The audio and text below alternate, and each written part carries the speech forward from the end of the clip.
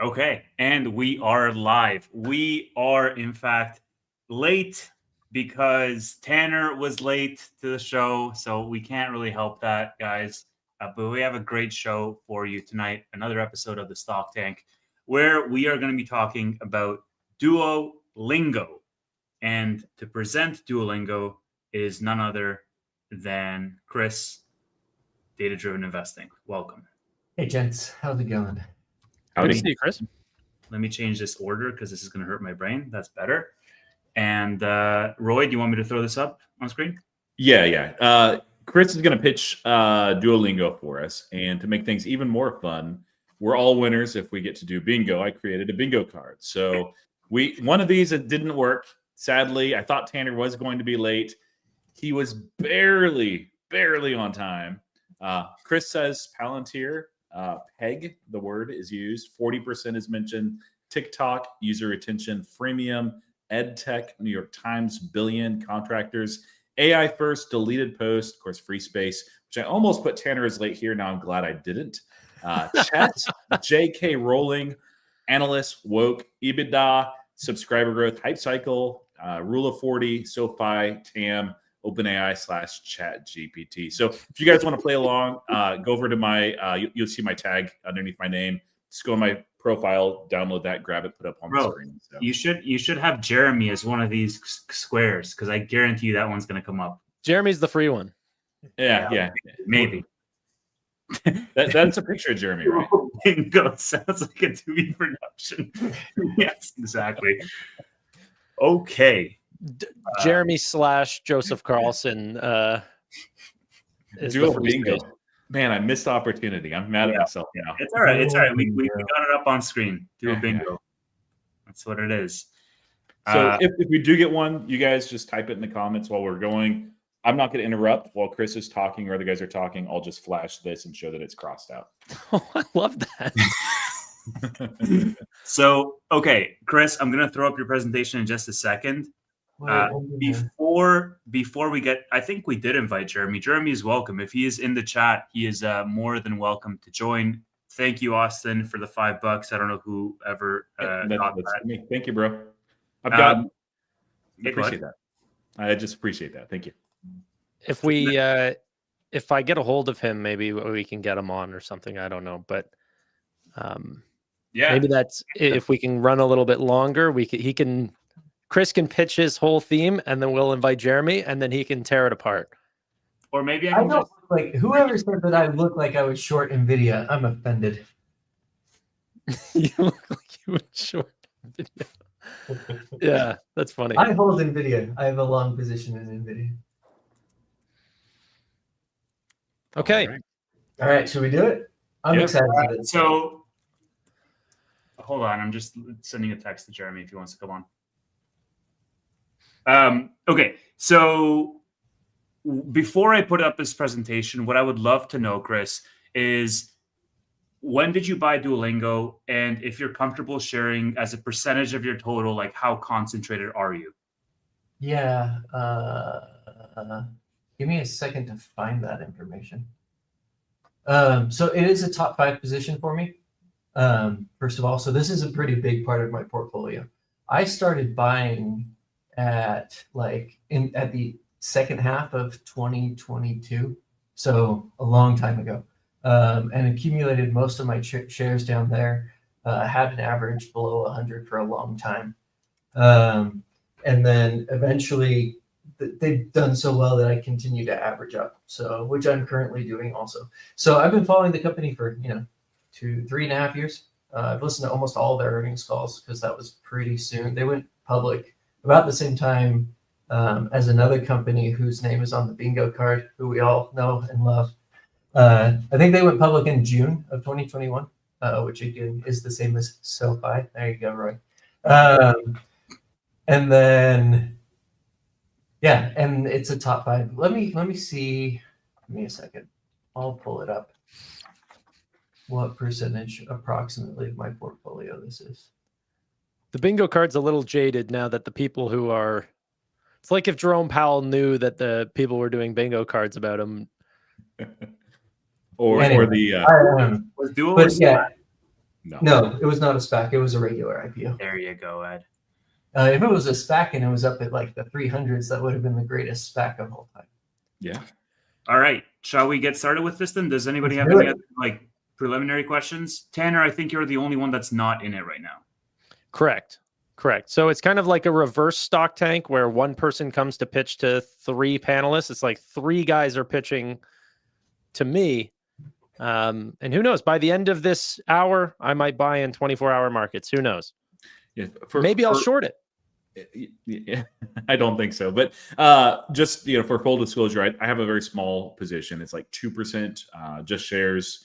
Bought it last week. I'm not sure what I'm doing with it yet. So I'm open-minded in this. I like Duolingo. It's one of those that I thought I missed. I feel like that this is an opportunity to get into it just because it's kept running.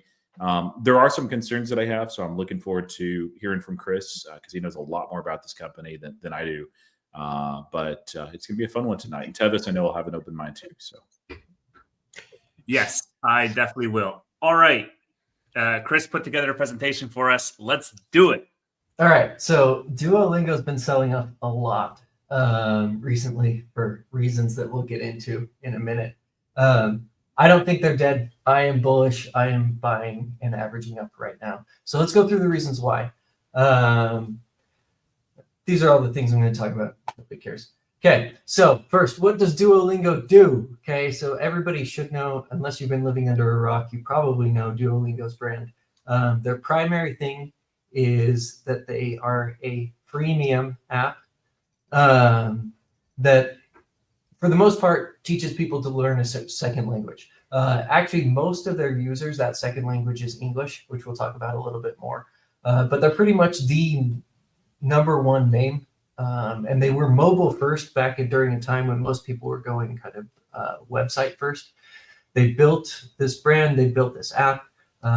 They came public, like I said, in 2021, right? So you go through, it's an education platform, right? You click on these, they teach you different lessons, you learn vocabulary, there's other things that you do inside of the app, but primarily what they are is a language learning app. But they have started to expand. They have Duolingo ABC, which is for like little kids. My little kids use it. There's Duolingo Math, there's Duolingo Music, and now Chess, which we'll talk about just a tiny bit. But all of those except for Duolingo ABC is, I also said freemium for you. You missed it. Oh, you got it? Okay. Anyway, so all those are in one app except for Duolingo ABC, but just because it's a different target audience. But that's kind of what they do. For the most part, I don't think anybody kind of has any questions. I guess, how do they make money? So there's subscribers there's 3 tiers. There's a free tier. There's Duolingo Super, which kind of takes away the energy bars or the hearts, makes it so that you can play as much as you want. There's no ads, etc. And then there's Duolingo Max, which gives you access to kind of some of their AI features. And we'll talk about those later. Yeah, so that's them. What is my thesis? So my thesis on Duolingo is that they are the British cycling team of SaaS. So are you guys familiar with the story of the British cycling team? not Literally nobody gets that reference. Okay, good. That's what I like. So this guy that you see in front of you is a man by the name of Dave Brailsford. Okay, so in 2003, he was made the performance director of British cycling and the Olympics. So this was, about 10 years before the Olympics were coming to London in 2012, and they wanted to build a really good team. So they put this guy in charge.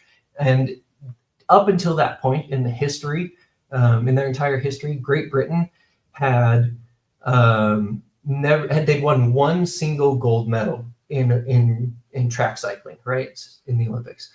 In 2008, in the games in 2008, so 5 years later in Rio de Janeiro, they won 7 out of 10 cycling gold medals. And then they repeated that feat and won another 7 out of 10 in the 2012 London Olympics. So he was super successful. Then, not only that, so and then in 2010, he was then appointed the general manager of Team Sky, which was Great Britain's Tour de France team. And they never had a British winner of the Tour de France. They won in 2012, 2013, 2015, 2016, 2017, 2018, and 2019. So the question is, why were they so successful? And what did he do that brought all that success? And what it was this maniacal focus on compounding marginal gains. Okay, so this is a quote from him. He said, the whole principle came from the idea that if you broke down everything that you could think of that goes into riding a bike and then improved it by 1%, you will get a significant increase when you put them all together. So just little tiny incremental improvements over and over and over. And so they started to do this with like the obvious things, right? Like your how you pedal in your cycle and making sure that you're transferring the force to the bike and all of your endurance tests and other things.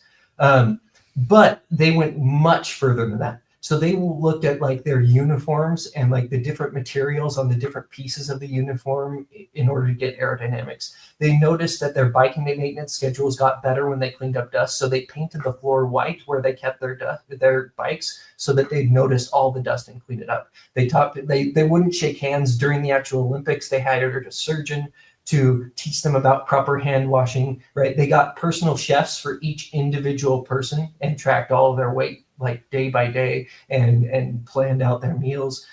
They even brought their own mattresses and pillows in the trailers with them. Like during the Tour de France, they would do this. So that they would get a good night's sleep and they'd have consistent rest every night. So like just a maniacal focus on every last tiny little detail.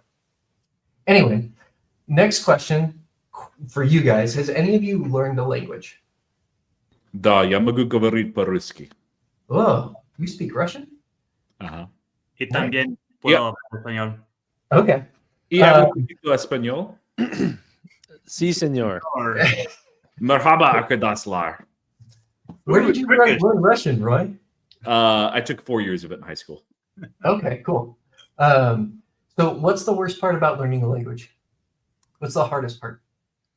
Sounding like an idiot when you're learning. Yeah, exactly.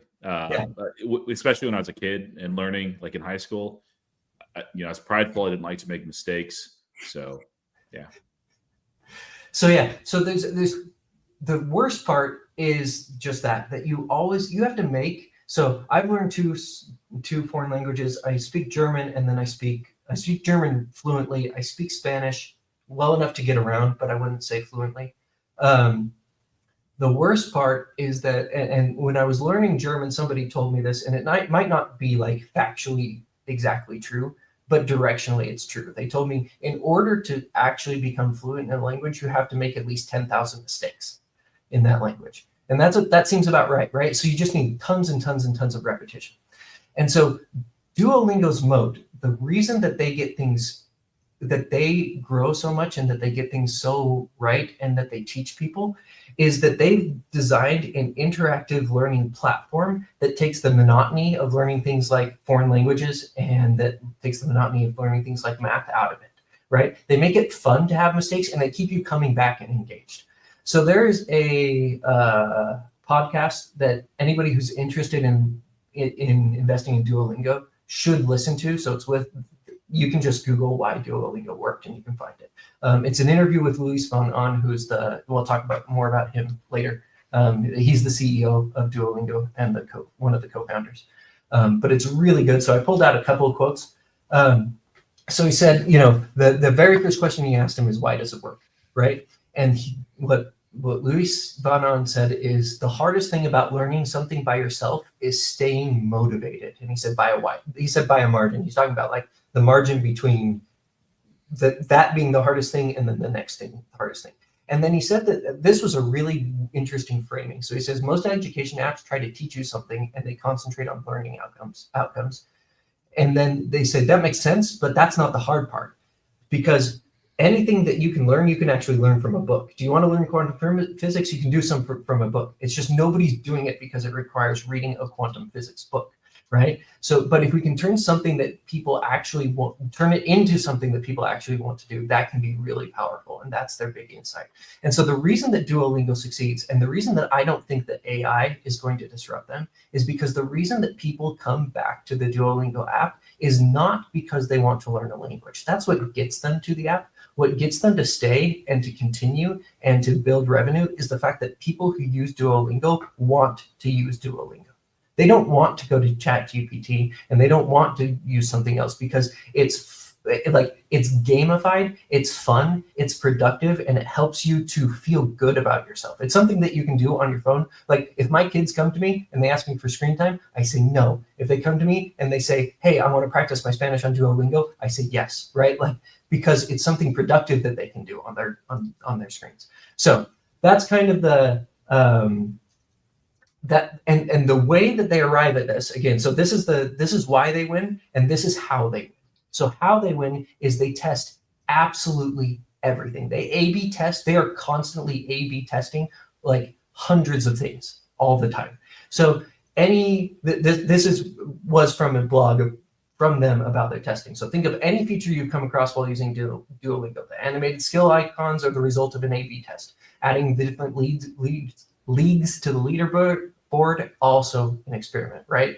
The amount of tears that Duo cries when they notify you, again, an experiment.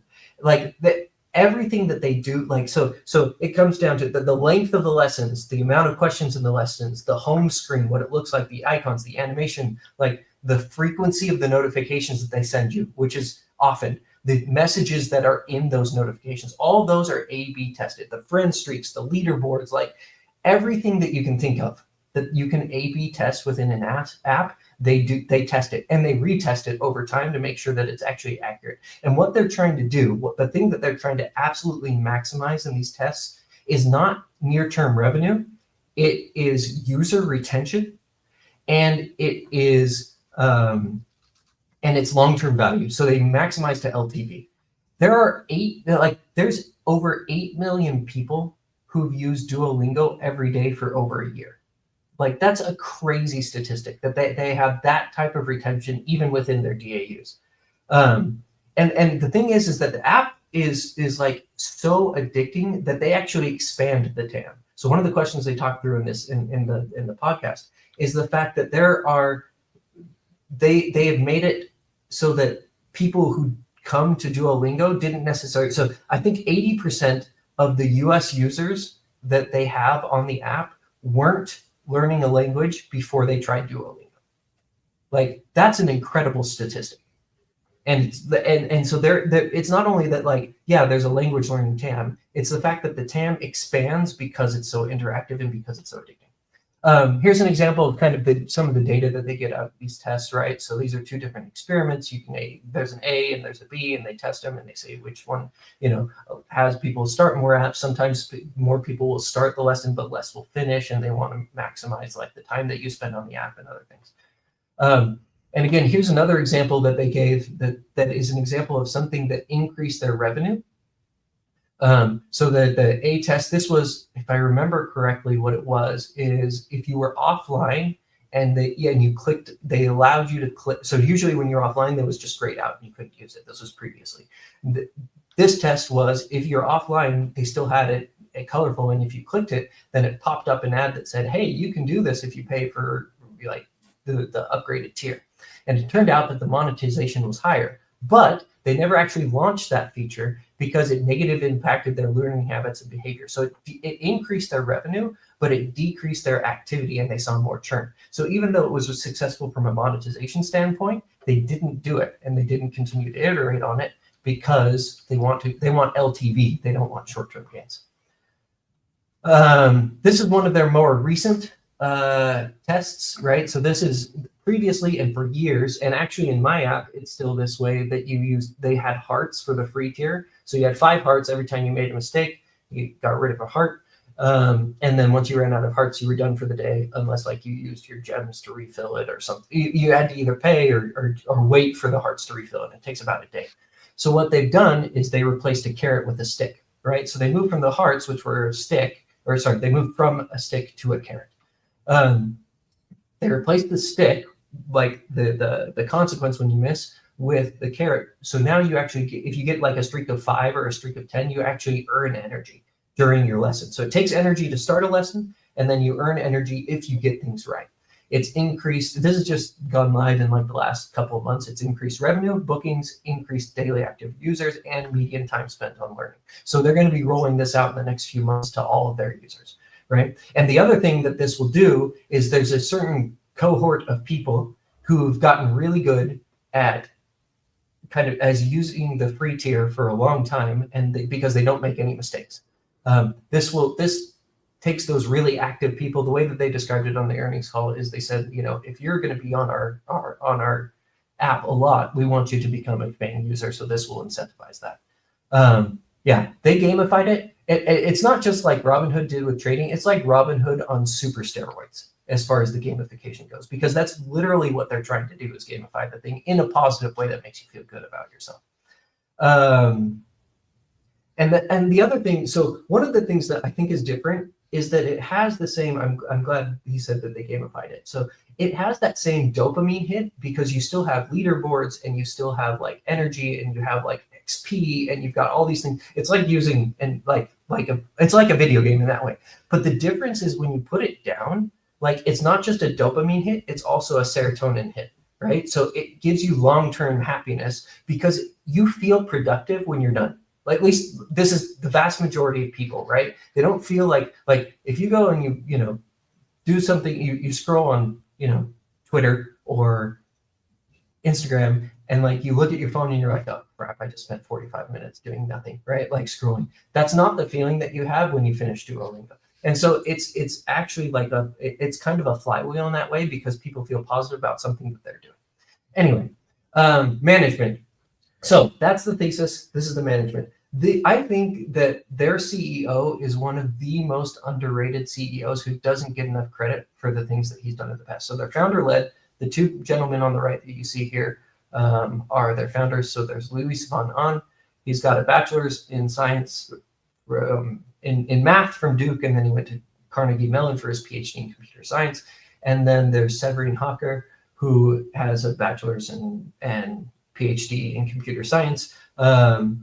And so these two, the reason that they started this company is actually that Severin was a graduate student of Luis von Ahn at Carnegie Mellon.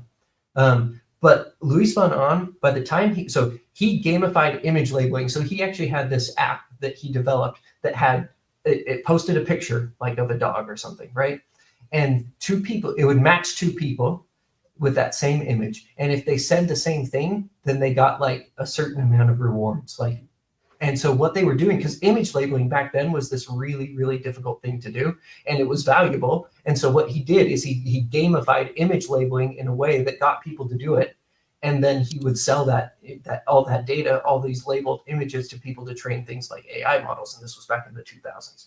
So he gamified that. Google actually saw it and purchased it, and it became Google Image Labeler in 2006. He co-invented CAPTCHA, which is the thing that says, "Are you a human?" And then he founded reCAPTCHA, which was the company that made it. And then he sold that to Google by 2009. So by the time he was 31 years old, he had 2 exits of entrepreneurs to Google while he was also a full-time professor.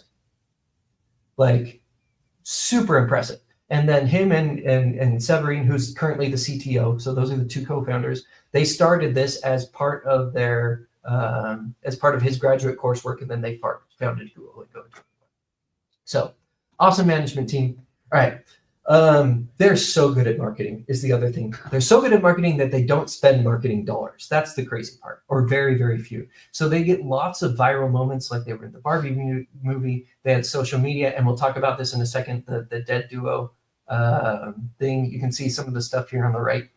The owl is a little bit, it's just slightly psychotic, right? He kind of is a little weird, but people love him. So the anecdotes that I want to share on the character design, so we'll do 2, and then the next 2 slides are the other one.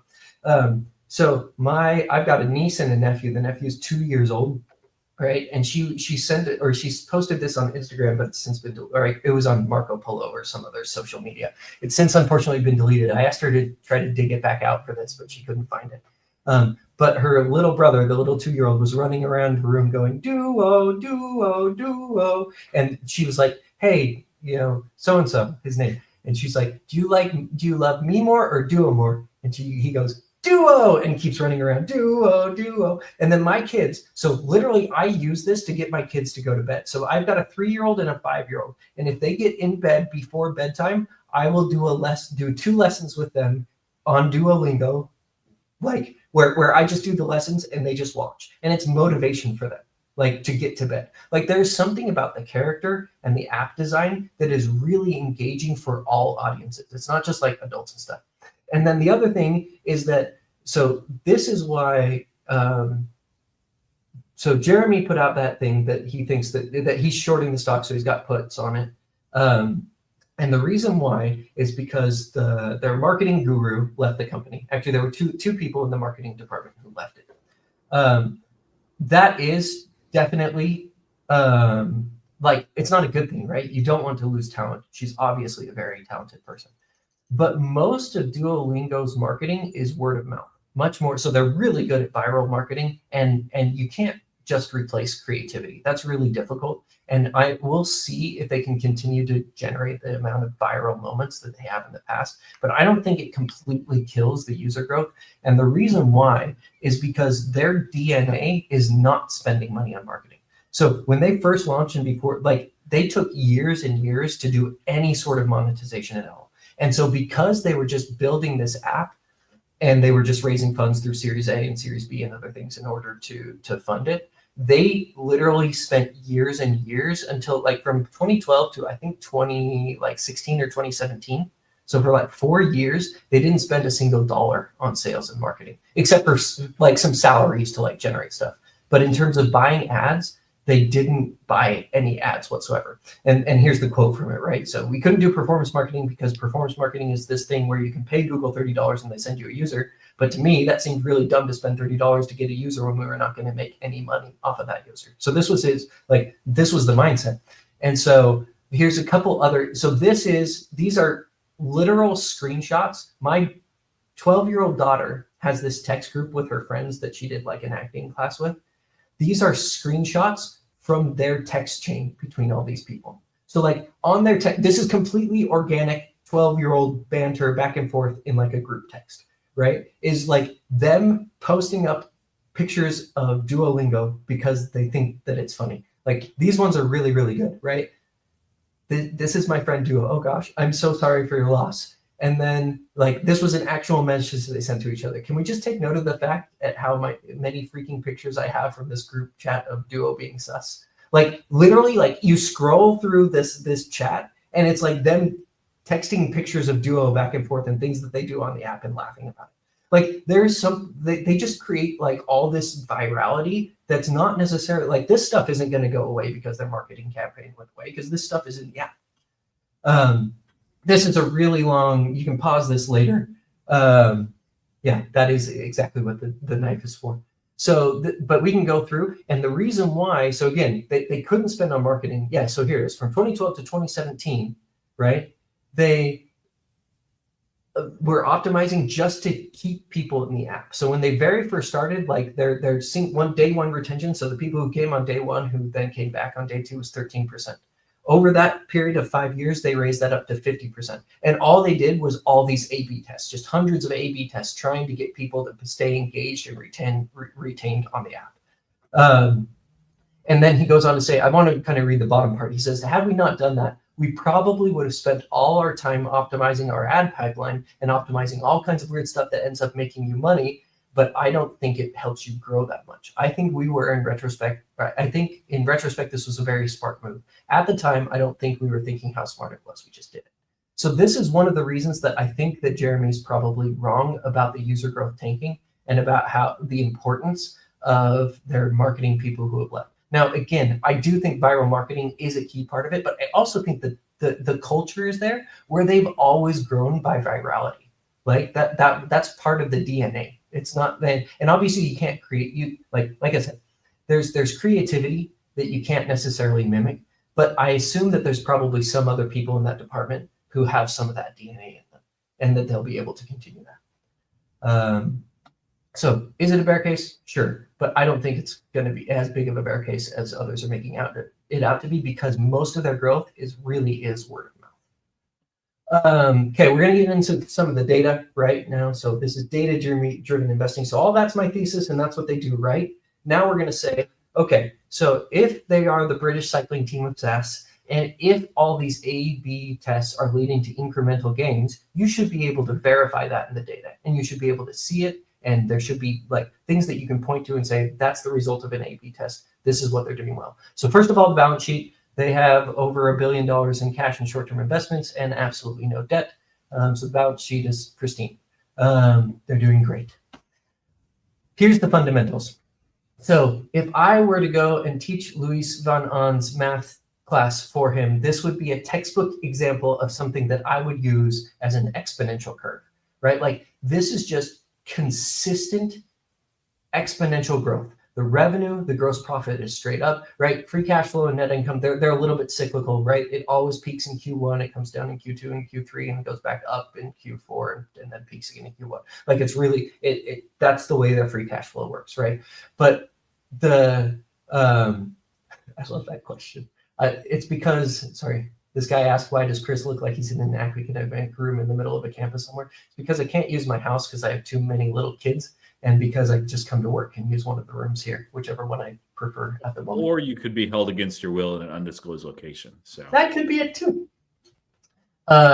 Anyway, so yes, exponential growth is the result. Here's the user growth, also exponential. Now, one thing that we haven't covered so this is the very first dip in monthly active users. So blue is monthly active users, orange is daily active users, green is paid subscribers.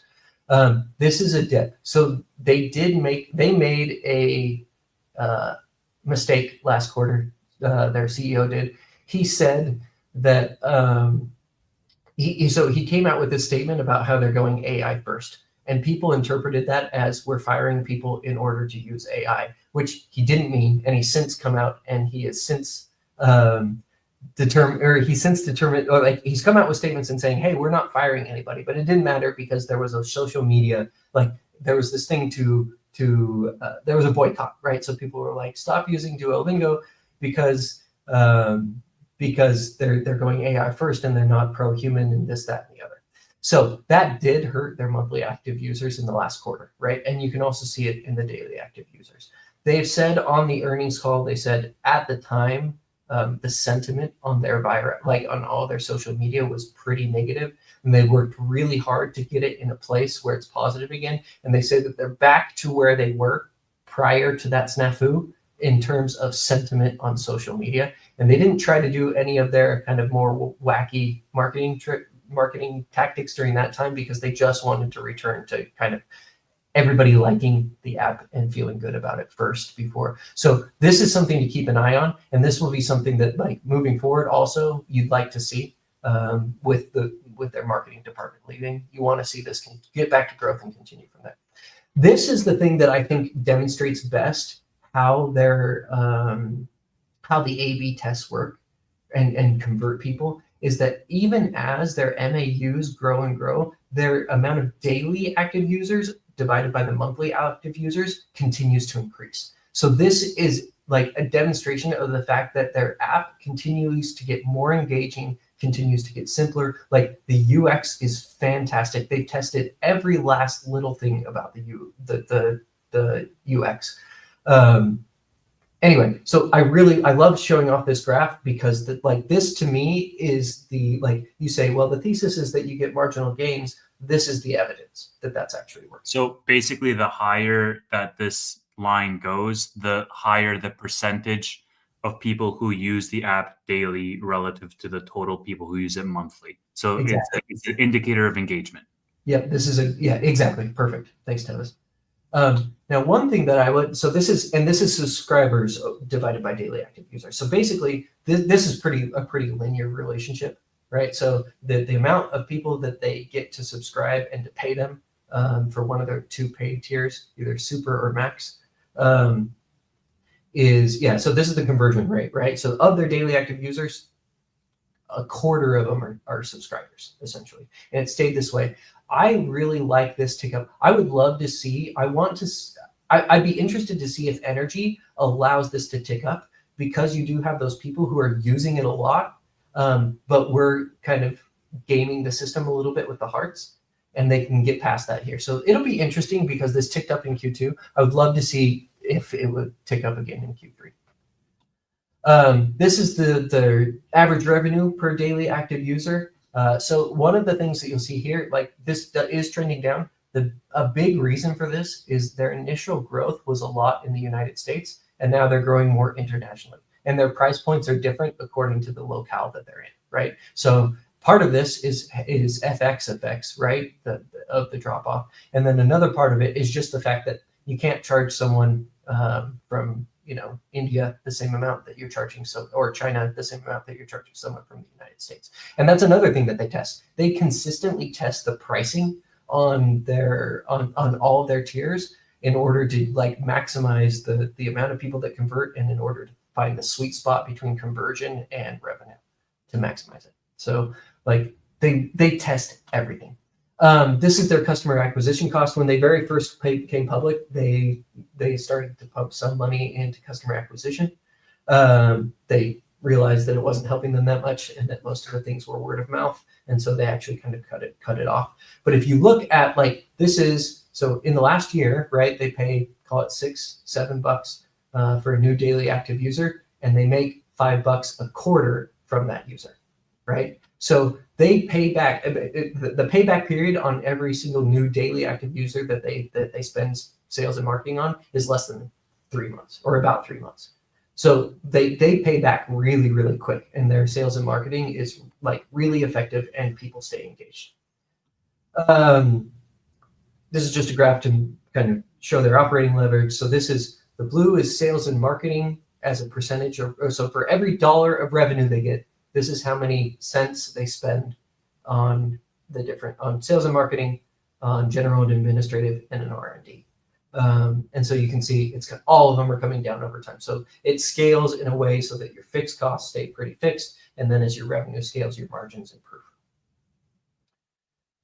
Okay, now it's time to talk AI disruption. Okay, so this is the chart of Duolingo from, it doesn't have the time period on here. This is like 2022 all the way until yesterday.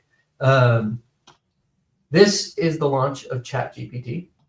This was a Friday. It was at the top of this candle and dropped like 8% in the day because Google came out with a headline that people can use their AI to learn English.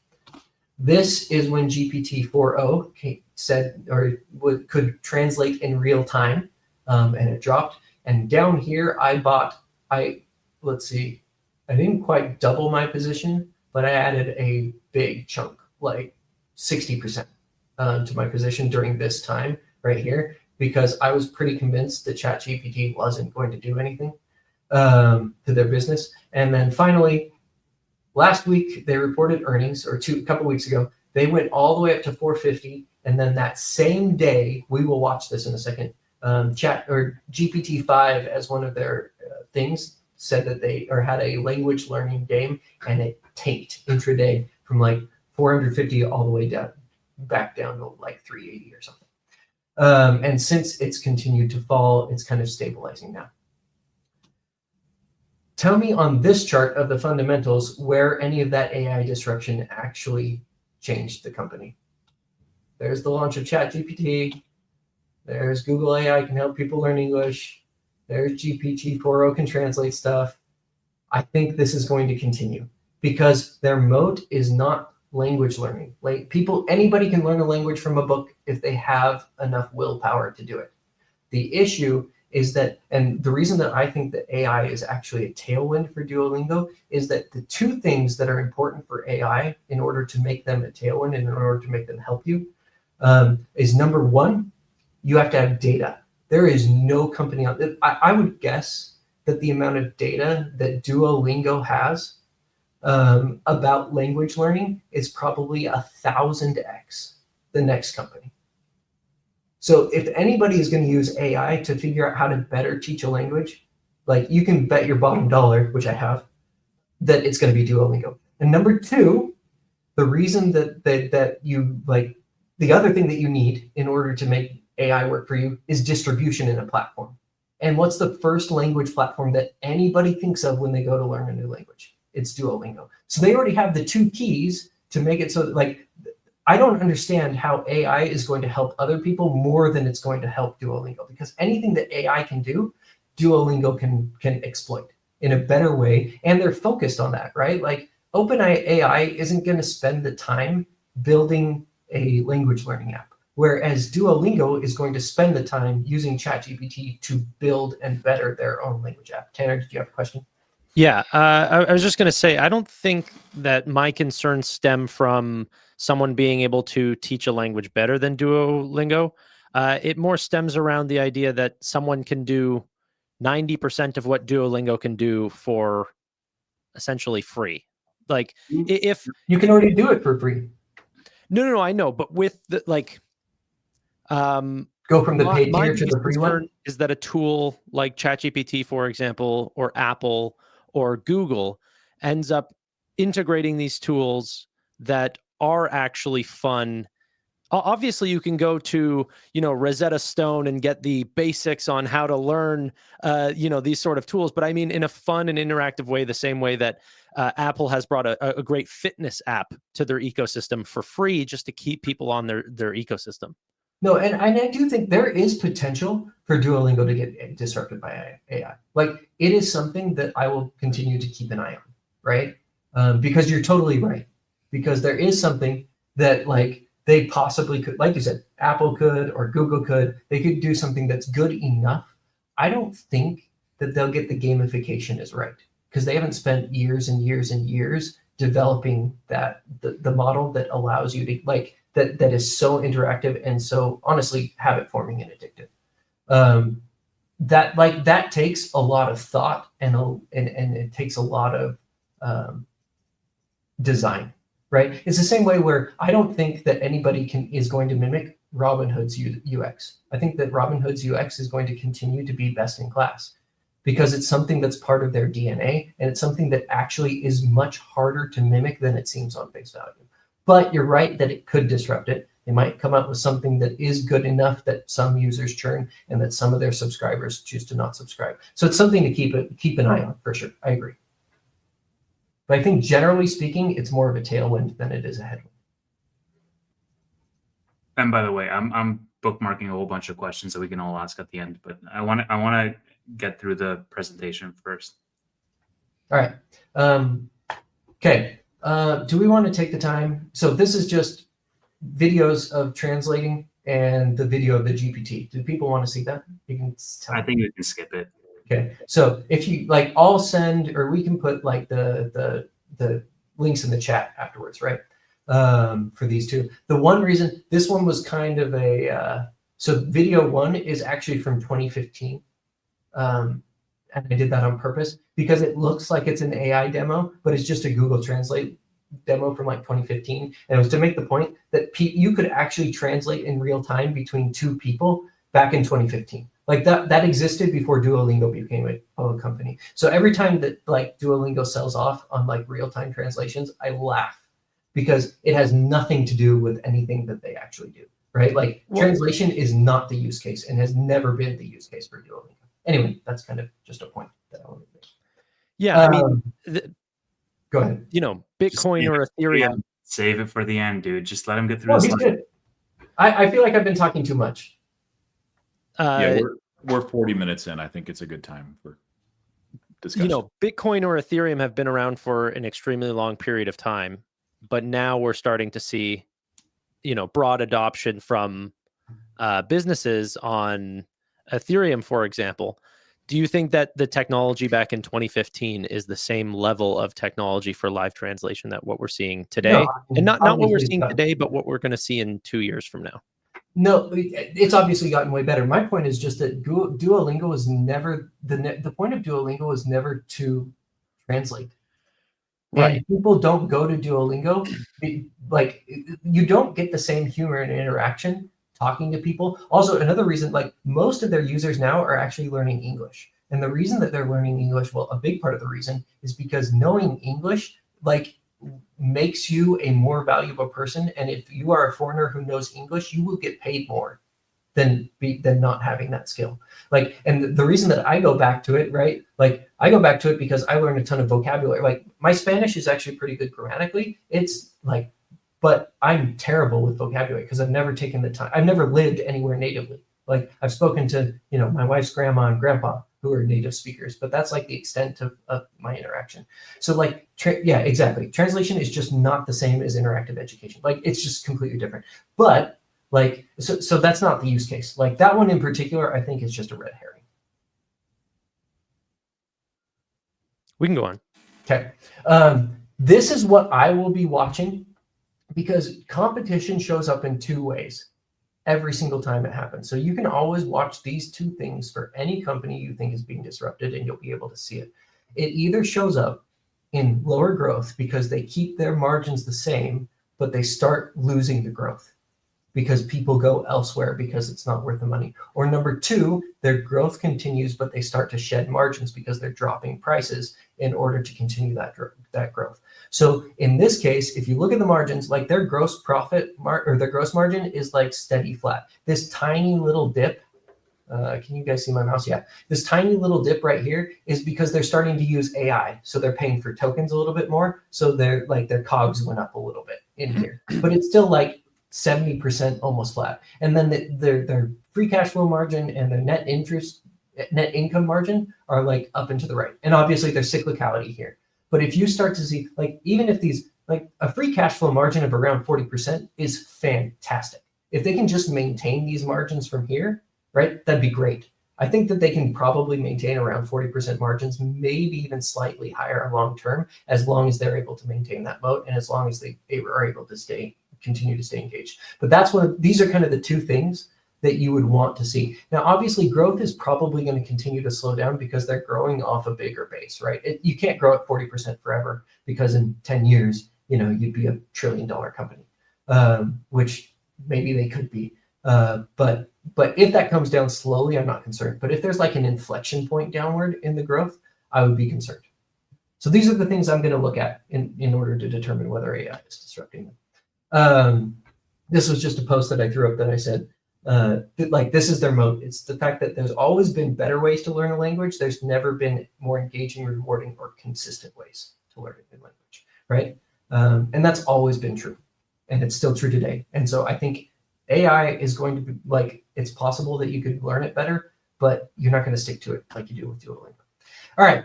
Other AI tailwinds that we haven't talked about yet. So content creation. Right, so they went from creating about 2,000 sentences per week for all of their different languages to over 100,000 because they can use AI to generate that content. So now their content for all of their languages, and especially for English and their advanced English learners, which are a big portion of their subscribers, is going way up and getting way better because they're able to generate way more content. So they can spread out to more languages, and then they can also have cross languages. So now you can like learn Korean from German, whereas before you'd have to use, if you were German wanting to learn Korean, you had to use the English version to learn Korean. So you're learning a foreign language in a foreign language, right? They can do that cross the direct link much easier across a bunch of different languages. They introduced video call with Lily. Lily is a really, really sarcastic, I'll put the link in there.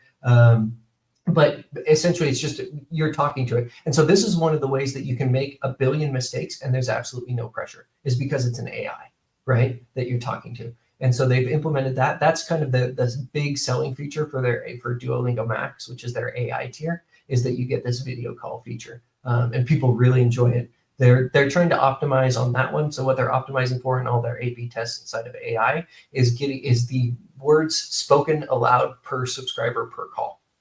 So they're just trying to get you to engage and practice. And then Duolingo Chess, which they just rolled out and already has over 1 million daily active users. It was started by 2 employees. So the implementation of it was started by 2 employees who didn't know how to code and didn't know how to play chess, right? So this is the type of thing, and it's already surpassed math and music as far as daily active users. So like, there's just so much. So in the long term, right? In the short term, language matters a lot. And it's always going to be their core business, at least for the next little while. I think long term with AI, What you get with Duolingo is it's not just a language learning app, it's an education platform that's engaging and that can help people learn. Pretty much anything that's repetitive and that's difficult and that it takes time to do, things exactly like math and music, right? Like my 5-year-old started doing Duolingo music because like we got him a keyboard and we were like, oh, well, we can just use this to let him play. And so he started doing that, right? And I'm super happy with that because it gives my son something really productive to do with his time that I don't have. Like, I know things about music. I am not a musical person. I can't teach him, but he's actually starting to learn like very simple stuff at 5 years old from this app. I wish I could use chess. They haven't rolled it out to Android yet, so I'm super mad. But they will. So here's one interesting thing that I wanted to highlight on this picture. So we talked about how as they go into other geographies, this number's come down. Guess where Duolingo Max debuted with Video Call with Lily based on this chart? Any guesses? Based on this chart, I'm not sure. Right here where the curve stopped going down. So they introduced a higher tier and they gave it a premium feature, and now all of a sudden their ARPU stopped going down. Despite the fact that there's still the mix shift of revenue is still moving from the US, which is higher earning, to foreign countries, the mix shift generally across their user base is also to this higher tier. So like, and the more AI they get, the better they're able to do this. So anyway, just an interesting kind of tidbit. All right, we're almost there. I'll try to rush through these. So there's lots of data. We're going to talk about valuation now. So I know people have been asking about it, whether or not it's what the price is, whether or not it's a good buy right now. So this is a ton of different SaaS companies. You can see, so Duolingo is the blue one right in the middle that has never had a quarter lower than like 37% growth. That is crazy consistent growth over, what's the time period here? 4 years? 4 years and a little over 4 years. Right? So 4.5 years without a single quarter less than 37% growth. Every other SaaS name that you see on here has had at least one quarter under 30%. Lots of them have had quarters under 20%. The only company recently to put up a single quarter with better growth than them is Palantir. There you go, Roy. Okay. But even like, look at like this is what's dumbfounding to me. Throughout this entire time, right, when Palantir was posting sub 20% growth rates, Duolingo was posting 40% growth rates, and just continue. Like it's so consistent, the results. It's awesome. Okay, here's their free cash flow rule of 40. I'm going to break it down to, so this is the green, kind of light green is Duolingo. Here's a bunch of those other SaaS companies. So orange is CrowdStrike, darker green is Zscaler, this is, and Monday.com, right? You can see everybody else is trending downward compared to Duolingo of these SaaS companies. Next, this is ServiceNow, Datadog, and Snow, much more cyclical, and still nobody, like in the last, call it 2 years, nobody has put up a single quarter that's as good as Duolingo. Same thing here, right? This one Zscaler outlier was better than Duolingo. But other than that, for the last 2.5 years, no, year and a half, from Q5 2025 all the way back to like Q4 2023, nobody beats them in the rule of 40. The only exception, again, is Palantir recently, right? But even Palantir, like, so I cut this off specifically at 40% so you could see if anybody dipped below 40%. Like both Palantir and CRM had multiple quarters well below the rule of 40 over the same time period when like they're just so consistent. Like we're talking about the lowest rule of 40 here is above a 50, and most like their average rule of 40 is above a 70 for years and years. Like it's crazy the amount of growth that they have, the consistency of the growth, the fact that their margins continue to get better and better, like really, really good things. Valuation, right? I like this framework from... Shout out to Chris. Yeah, shout out to Chris who, yeah, Tanner's actually interviewed him before. Awesome. I love Chris so much. This guy is unbelievable from growth to value. Big shout out to him. Also a big Duolingo bull, I might add. So they are squarely within either, like all these SaaS companies are somewhere in the high growth or mature growth. So the things I'm going to look at are EV per gross profit, forward PE, PEG, there you go, Roy, or price to free cash flow. And I'm going to normalize them all by growth. So here is enterprise value over gross profit over revenue growth, right? So this is like a modified PEG ratio, right? So you're dividing by growth in order to figure out. The ones that I have highlighted, oops, MDB should also be in red. The ones that are highlighted in red are not GAAP profitable in the last year. So they've got a negative PE, right? So if you look at things that are profitable, the only one that comes in below, and again, think about the fact of the consistency of excellent growth that you're getting for Duolingo compared to all these other names that we just looked at. And the only one that's priced lower than them is Monday.com. Forward PEG, same thing. Workday is the only one that's lower than them. Some of these negative numbers is because they're flipping from negative to positive, right? But, oh, this is supposed to say T, or anyway, I think I got that ticker wrong. Anyway, but among profitable core companies, their PEG is the lowest except for Workday. So second best in terms of like EV over GP, second best in terms of PEG, and the absolute best in terms of price per free cash flow over free cash flow growth at a 1.03.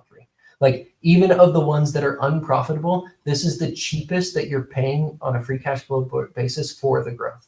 So from a valuation standpoint, despite the fact that this is the best performing SaaS company in the over the long term in the entire market, you're getting it at a deal.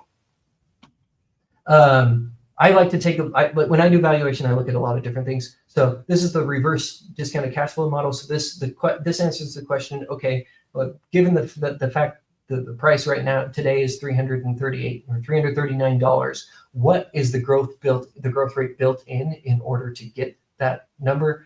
The answer is 18%. So despite they're growing at like consistently 40%, over the next 10 years, if they grow at 18%, it justifies their current price. If they grow any more than that, there's upside available. This is the revenue growth rates just to compare to that 18% number. Analysts think that they'll grow 37% this year, 26% next year, and 23% the year after that. Jeremy thinks next year they'll go down to 20% because they're going to be losing subscribers. Here's the other thing. Here's the analyst long-term revision trends for Duolingo. Analyst revisions only ever go one direction on the stock. They're only ever wrong to one direction, and it's to the downside. And these are pretty big jumps, right? So in 2024 or 2023, they were estimating about 400 million in revenue. They came in above 600. They started their at under 800 for 2024. They ended up somewhere around. Oh, sorry, this is 600. So no, I can't read that. I have to look on my other screen. Oh, so they started off below 600. They ended up around 750. They started here around 900 million. They ended up at above $1 billion, right? Like, so my point is, this is what analysts expect. And for the most part, analysts have always been wrong to the downside. So I expect the numbers to be better. Just really quickly, for people that don't look at long-term revisions like this, all of the greatest companies in the world look like this. You don't get a better chart than this. Even in skeptical companies like SoFi, which I love greatly, you'll still see dips. I can't really see a single dip here other than in fiscal year 2023, and it looks like from a penny almost. Yeah, there was this this is revenue, but still, this is unbelievable. A revision trend. Do you have EPS as well? I don't in this, but it's pretty similar. It's okay. I work with Fiscal AI, so I can pull it up.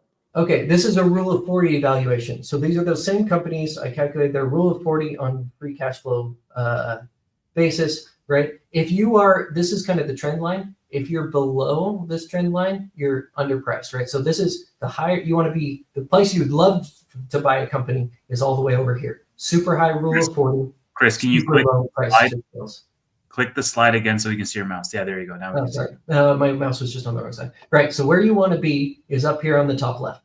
You want to have a super high rule of 40 because that's good, and a super low price to sales.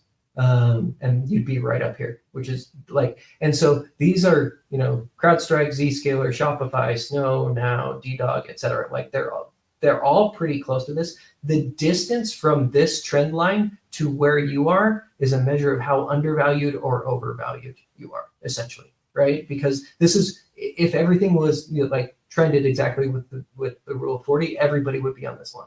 So Duolingo is the most undervalued of all of these names by a wide margin. And I would put a caveat for CrowdStrike. They have been intentionally taking their margins and their growth rate over the last year because of the snafu that they had, right? So this, honestly, CrowdStrike, if they wouldn't have had that snafu, they'd probably be up in the 60% range-ish just on their margins alone. So like that one is kind of an outlier, and that would make it a little bit different. And then I threw this one in there also for Roy. There's Palantir on that exact same graph.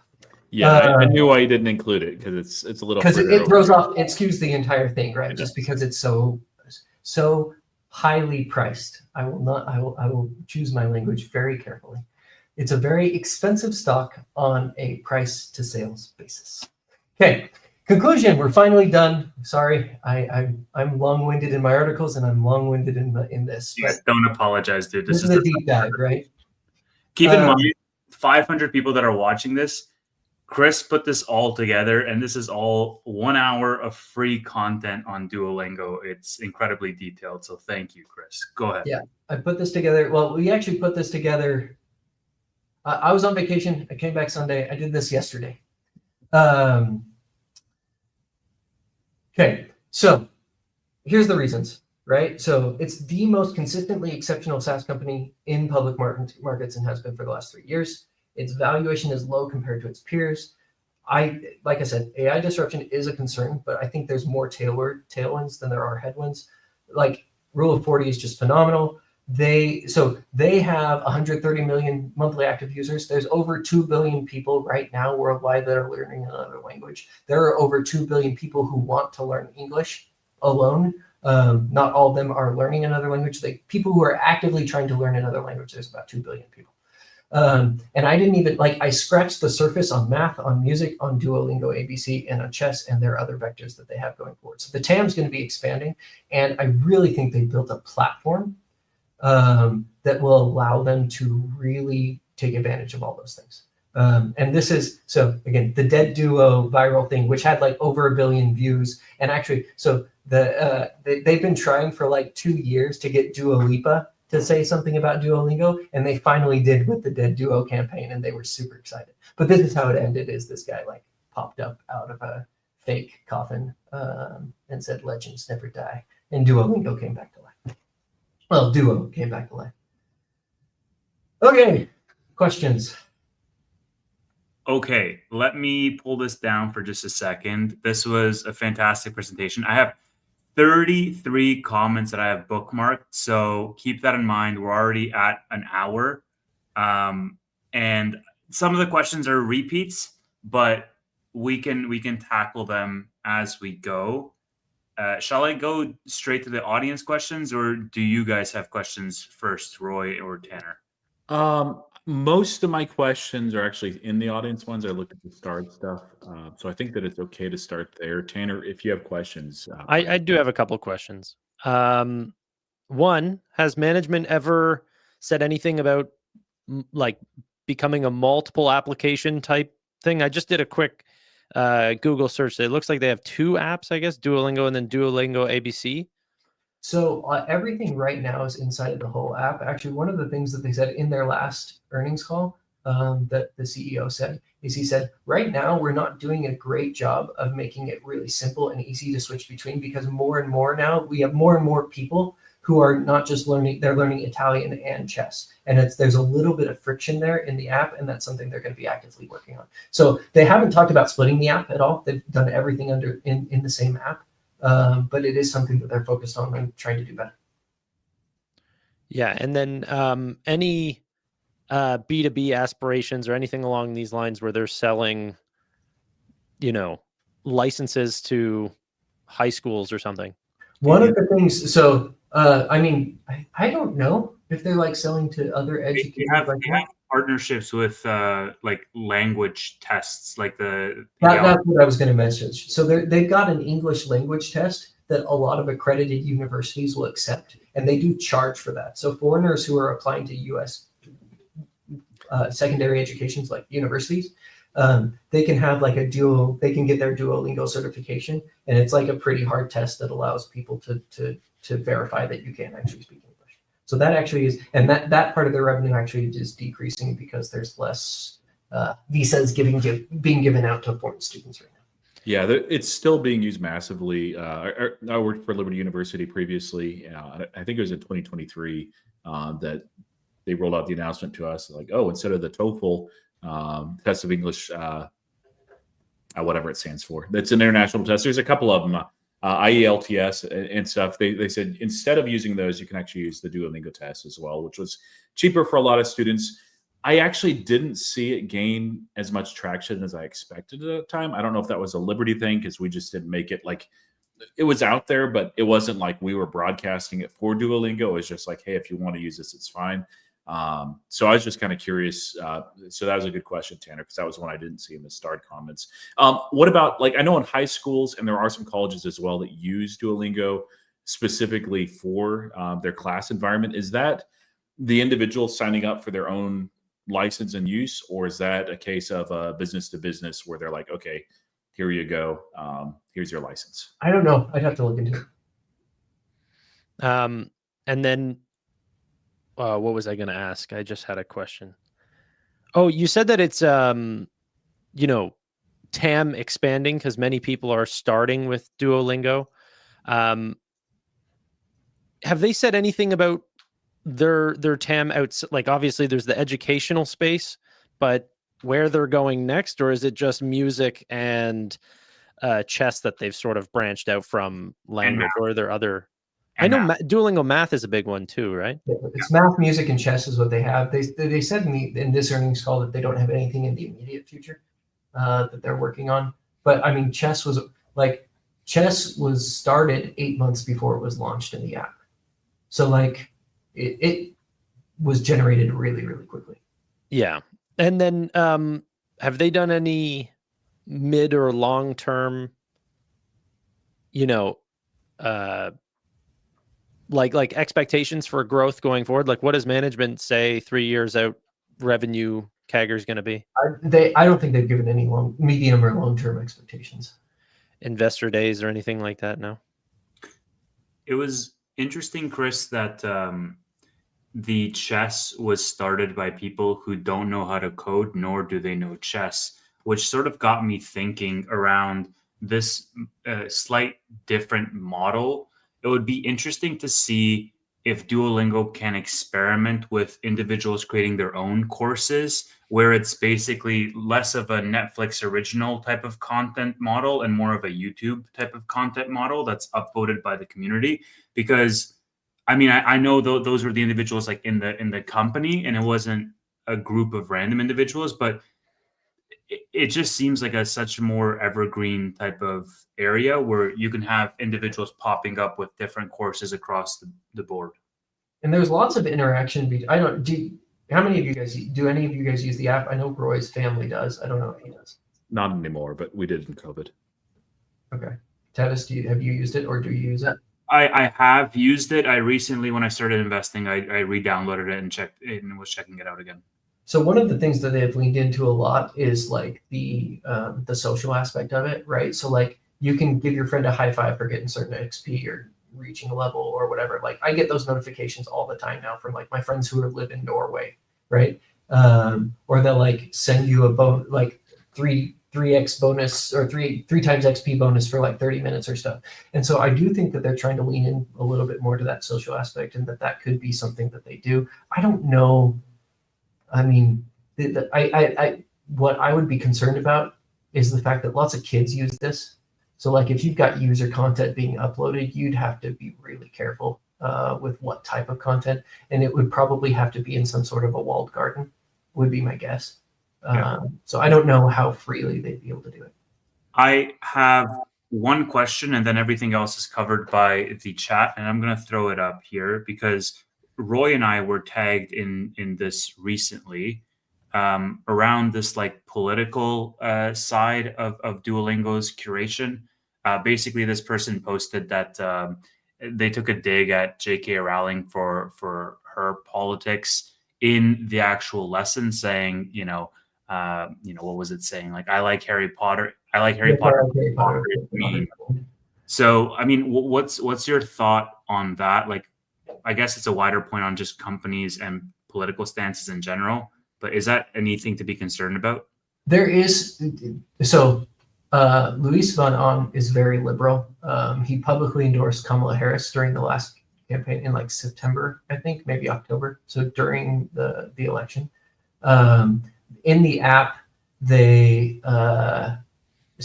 like, for example, that there's often in some of the stories that they do, there will be same-sex relationships, right?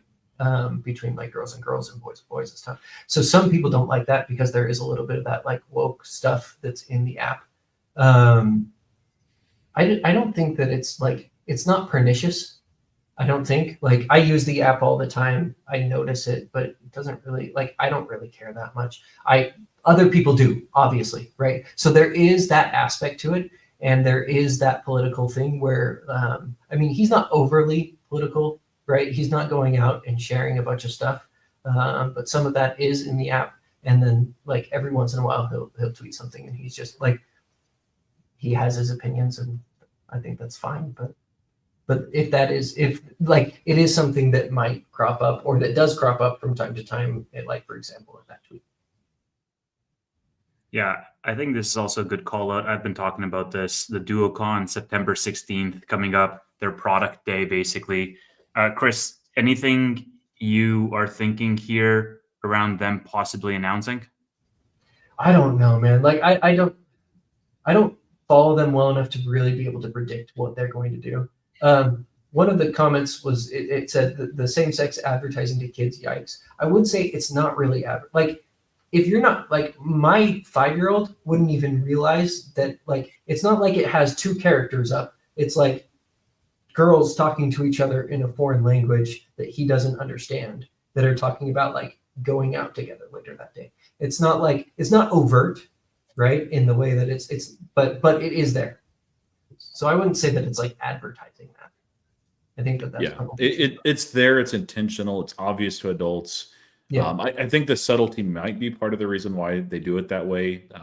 There may be an agenda there. They're very strongly for LGBTQ rights. Yeah, they are. People like it or not, that's the way it is. But I remember, like, during COVID, it surprised me the first time I saw it. It's like a woman up there, and she's like, "My wife, blah blah blah." I'm like, what if that was something that they typed wrong? And when I kept seeing it, I was like, no, this is very intentional. So, yeah, and like for Gay Pride Month, they like change their colors to all rainbow and that sort of thing. So it is intentional, right? Like, it's part of I think part of their company culture that they want to stand for these types of brands. Yeah, and I think that there's, I mean, that's one of my concerns too, and we'll get to some comments that say that is basically that there is, I think, some brand image that they've done to themselves with the AI first stuff. Maybe some of that was recovered with the New York Times post. And I'm not going to write that off the list because I said it. But the other thing that I wanted to mention too is, as far as these extra learning modules, I think where Duolingo is going to really succeed and really do well is any discipline. So, chess, music, math, certainly are these, as well as language, where you really need to practice on a regular routine basis to be able to improve. So something like, learning calculus, that'll do great, versus like learning the history of the Byzantine Empire. That's awesome, but Duolingo is not the right platform for that. Or it can probably do it, but it's not going to be so compelling the way that they structured it. But there's still a lot of verticals that they can go. Well, that would be my hope if I were to, get into this type of stock, is that they will eventually try to tackle every segment. And the thing that is, unique to Duolingo is the gamification and the, fact that people want to come back. I think that is probably harder to replicate than people would ever give it credit for. And especially if they have an ecosystem, it can kind of, they could build on, your levels in different subjects and try to rate you versus your peers, and who knows, but that could be really fun.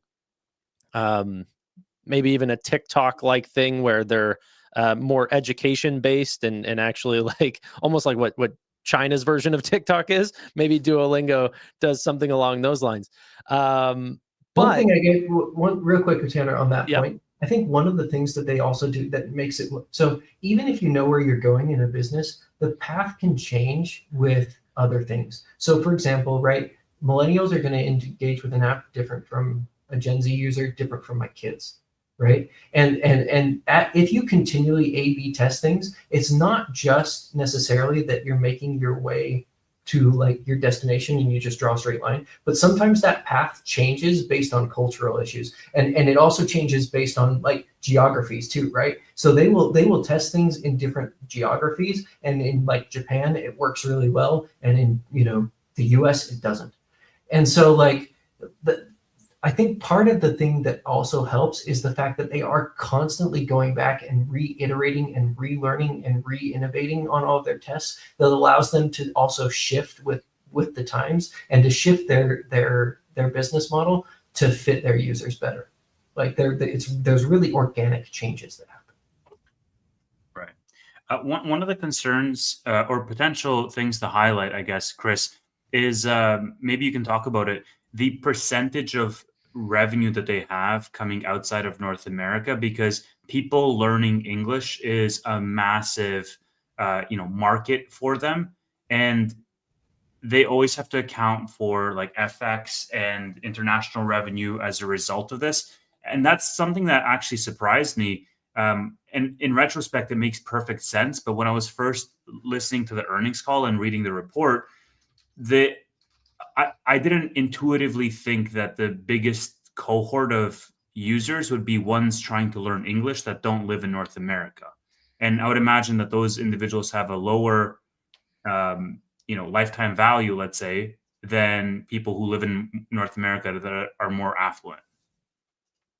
So if you throw this up, it does have, so this is by year, right? But they stopped reporting it last year. Before that, they were reporting it where it was like United States, United Kingdom, and then the rest of the world. But they've stopped breaking it out. So we no longer have those, unfortunately. And they kind of, so anyway, the last one that we had, right, was back in 2023. But you can also see, so here's the revenue breakdown. The other product, so the in-app purchases includes here's the English test, right? So you're looking at, call it $40 million of their revenue. Advertising, because if you're on the free model, you have to deal with ads. But the bulk of their revenue is the subscription revenue, and it's recurring in that way. But this is kind of a breakdown of kind of the type of revenue that they have. Okay, sorry, Ken, do you have a question, or do you want me to throw up an audience? No, go ahead.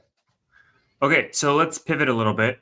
On the marketing director that just left, she was actually I think, first hire on the social media team straight out of college. And then she was also the one that basically scaled their TikTok to be over 16 million followers in like 3 years, and very much directly responsible for their viral social media campaigns. She's leaving along with another individual on her team. They both announced this week.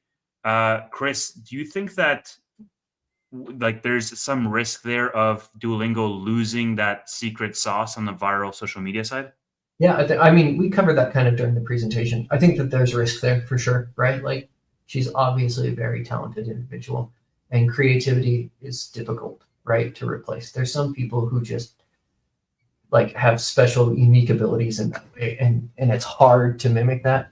I do think that I hope that the DNA stays, right? That there's some things, but it's something to be mindful of, and that is definite fair case. I think the fact that, I think the last time I heard something, and this might be wrong, so don't quote me on this, but I think like they say that like 80% of their users, when they poll them, come by word of mouth, rather than like social media or virality. And I don't think that she specifically, obviously she comes up with this, with like the marketing stuff probably in the app too, but I think there's a lot more people involved with like what Duo does in the app than just the marketing team. So I think they'll be okay based on the fact that word of mouth still and will continue to be, and just brand awareness, right? Like if you want to start learning a language, almost the first place everybody goes is Duolingo. Gotcha. Yeah, I just looked real quick on her. Zyria, I'm not sure if that's right. Parves.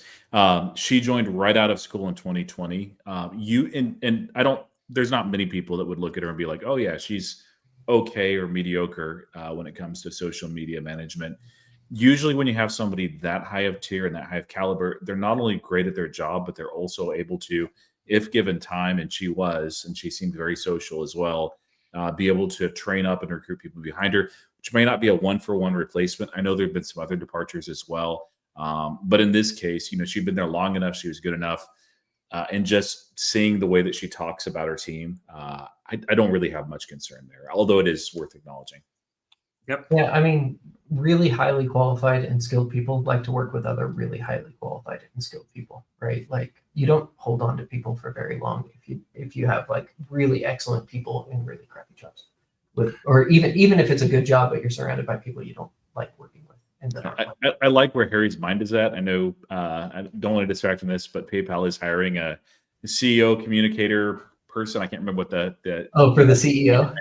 Yeah. Man, if she goes there for Alex Chris, oh man, I'm going to be really excited. She's great.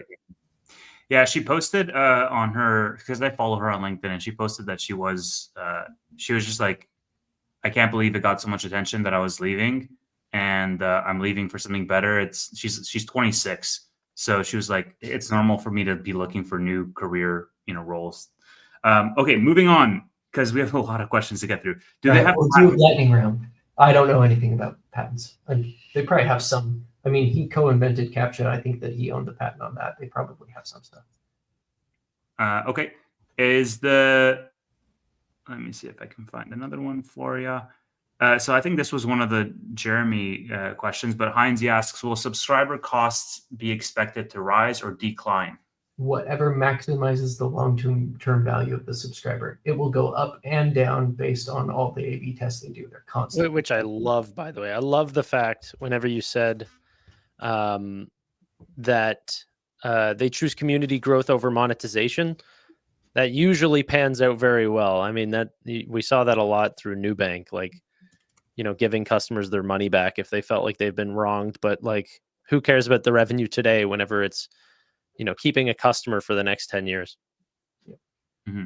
Is it a bargain right now? I think we answered this. I mean, I still wouldn't call it a bargain necessarily, right? It's trading at like 18 times trailing sales, 14 times forward sales, right? So that's pretty expensive for a company. But given the performance, I am active. Like I said, at one point I had an under $100 average. It is currently $338, and I am currently DCAing.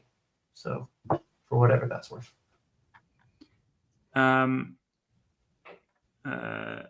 100% agree. Doom scrolling feels bad, but Duolingo doesn't feel terrible when I've spent an hour playing because it's productive. So I think there is something to be said about people absolving themselves of wasting time because they're doing it on a language learning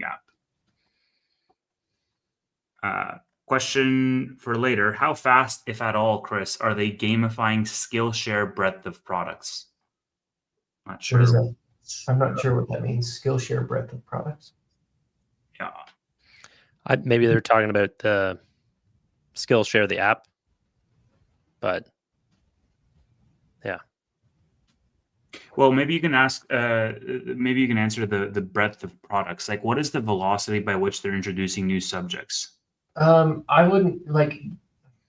Again, they talked about this on the earnings call. They have 4, not very fast. They've only got 4, and they don't have any planned in the No, not necessarily, Tannor. They only have 4 if you're looking at it from that macro view. But like, they've been consistently introducing new languages. That's also true. Like they're growing their languages, and the other thing is that they have they also just let things go organically for a little while in every single new geography where they come in. They'll just launch the app and they won't do anything else. And then eventually, once it starts to get traction a little bit, then they'll put a social media manager for that language and for that geography, and they'll start generating TikTok content. They'll create a TikTok in that language. They'll like start translating. They'll send someone. They'll hire somebody who's like culturally in with that country and knows the culture well, so that they can create things that are more viral in there. So they let it grow organically at first, and then they start to actually get in there and they start to monetize and other things.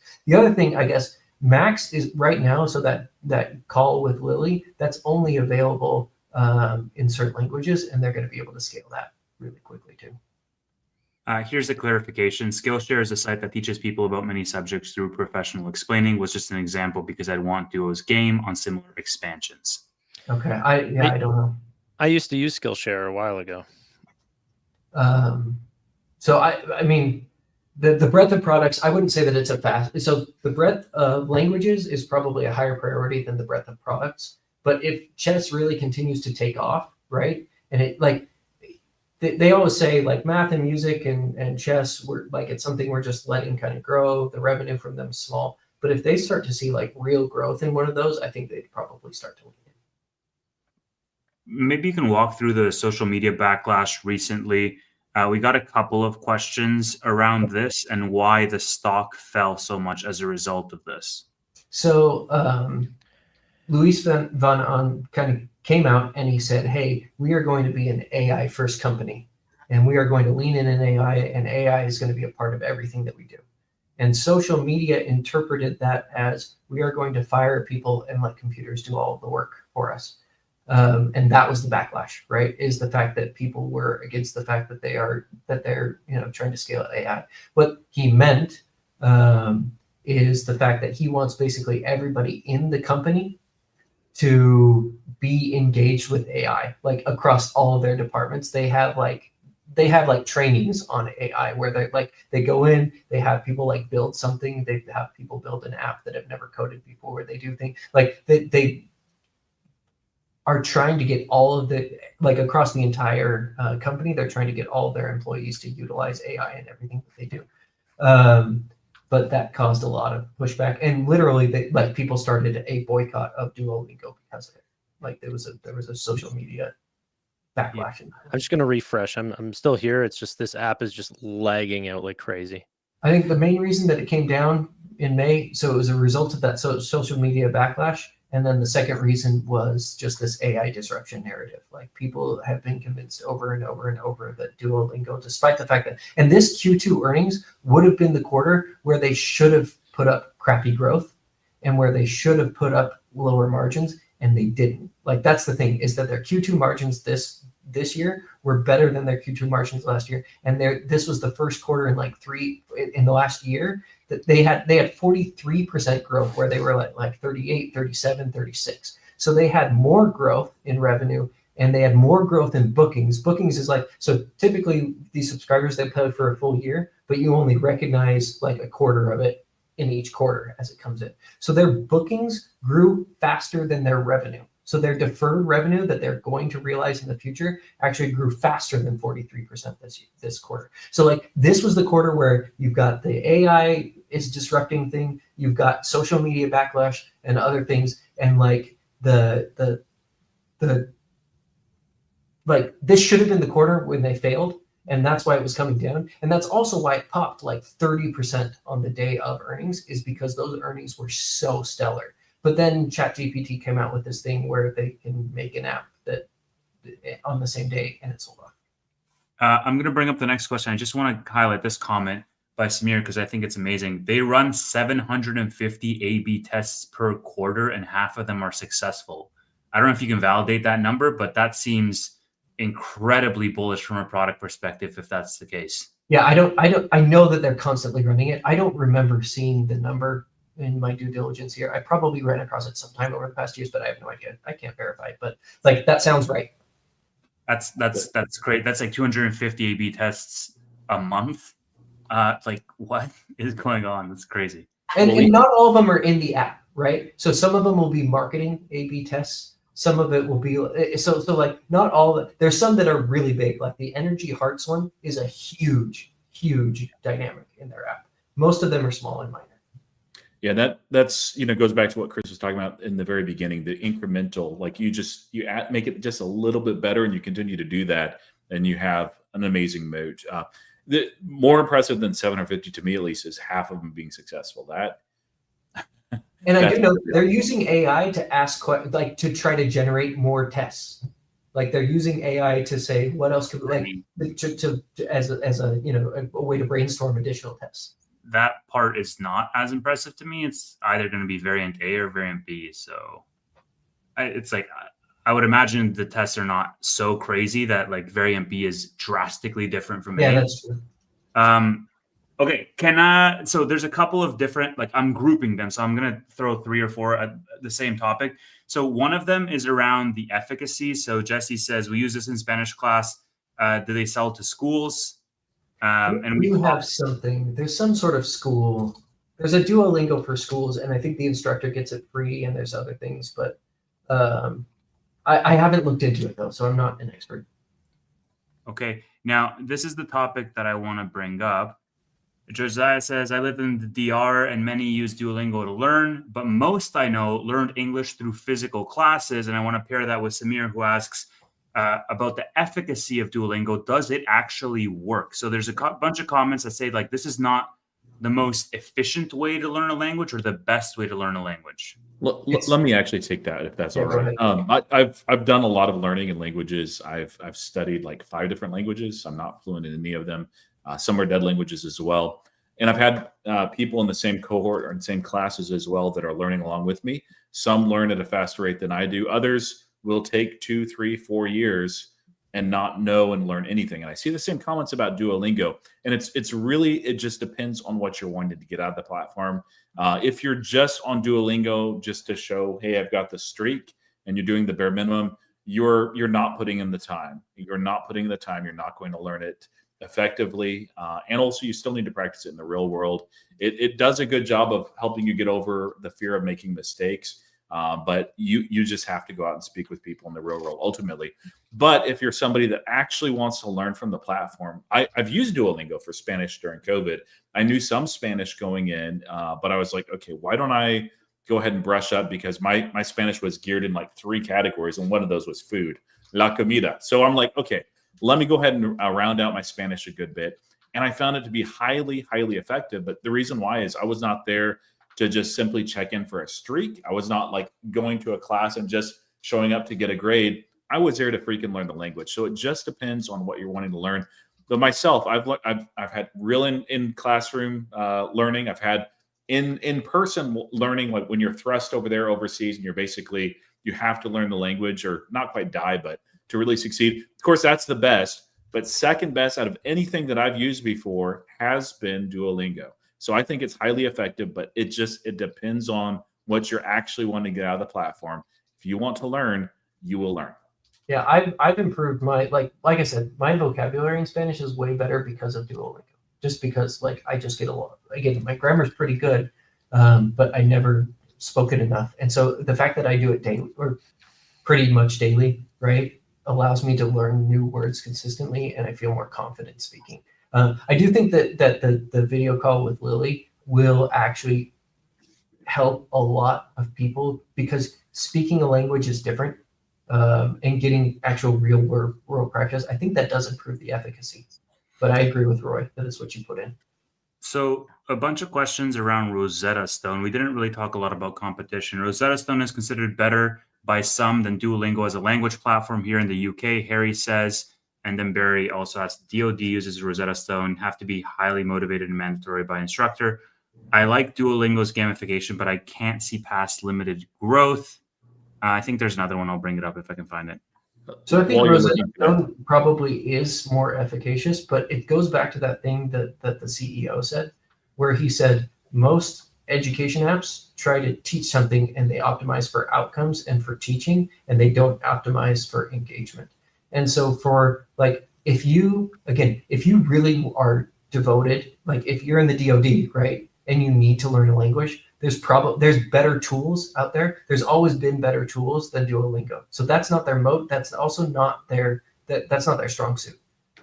That's not what they're trying to optimize for. They're trying to optimize for getting people continually learning and progressing, but at their own pace.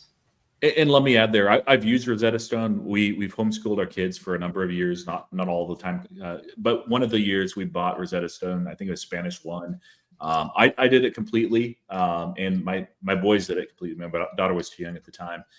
The moment we were done with Spanish, they were done with Spanish. Versus in COVID, my oldest son, he picked up some Korean, and he was very interested in Korean. And my daughter was like, they were basically learning because it was fun for them, and they enjoyed the challenge. Versus like you have to learn. Rosetta Stone's solid. I think Duolingo's better.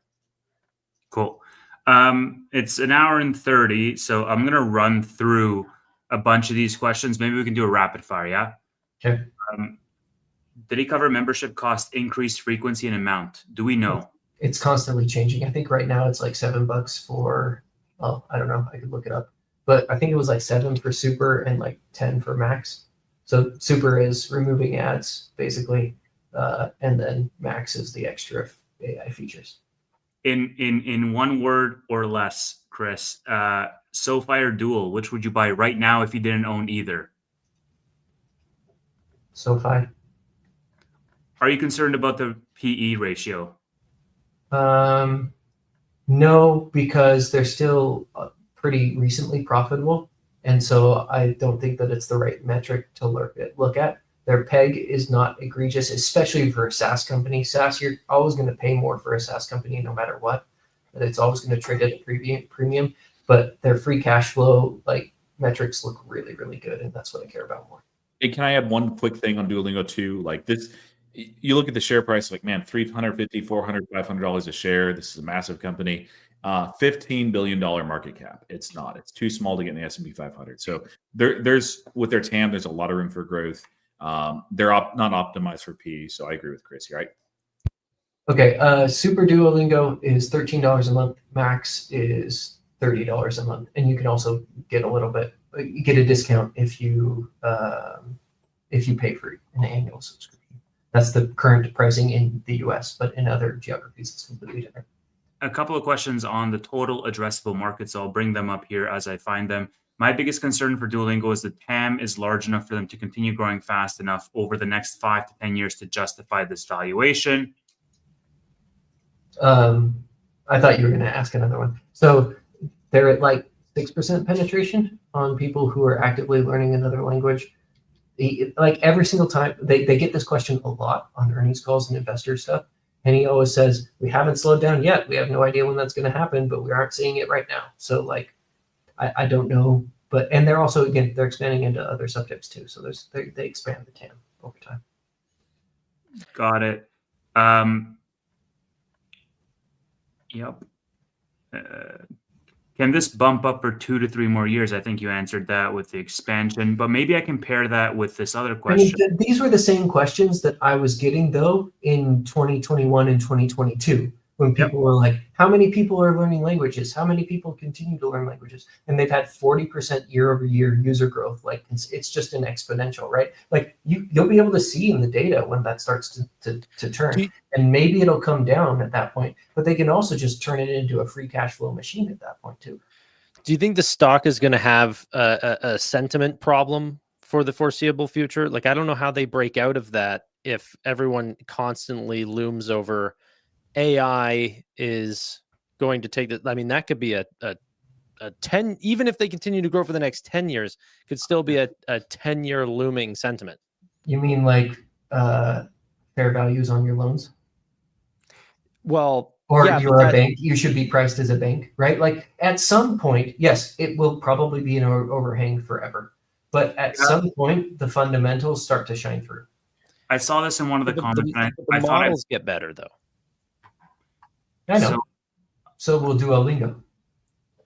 I saw this, Tannor, in one of the comments, and I forgot to bookmark it, but basically the comment said, like, Duolingo is always going to have the AI overhang, just like Adobe does, and they will still grow regardless. I don't want Adobe stock either, though. Well, let me bring up actually the AI. So there's a bunch of stuff with AI. There's no mode against AI revolution, especially languages. You know, how we engage with AI tools is very different from how we engage on Duolingo. What would be the how you engage on AI tools is going to change drastically. I mean, like But it's always going to be. Here's the thing about AI tools is like somebody's going to have to build a dedicated language port something in order. Like I'm not going to be able to go to ChatGPT and give it the type of prompt that it needs. I guess maybe if someone just workshops the prompt so that it works for everybody. But I highly doubt somebody's going to be like, what does it look like if AI is really good at teaching languages? It looks like Duolingo. I know, but then the app that's offering that doesn't have to charge $15 to $30 a month. But they're not going to be as good. Like I get, like here's, I but understand the disruption argument. I think that it's there. I think that you'll see it. In the two data. people that didn't know how to code or play chess made their most popular product. I wouldn't So, say like, it's not their most popular, but it is. But that's the or thing. fastest It's because growing they already product have, or whatever. because You know, like again, the big thing is they've got AI needs a platform and AI needs data, and nobody has a better platform and nobody has more data than Duolingo.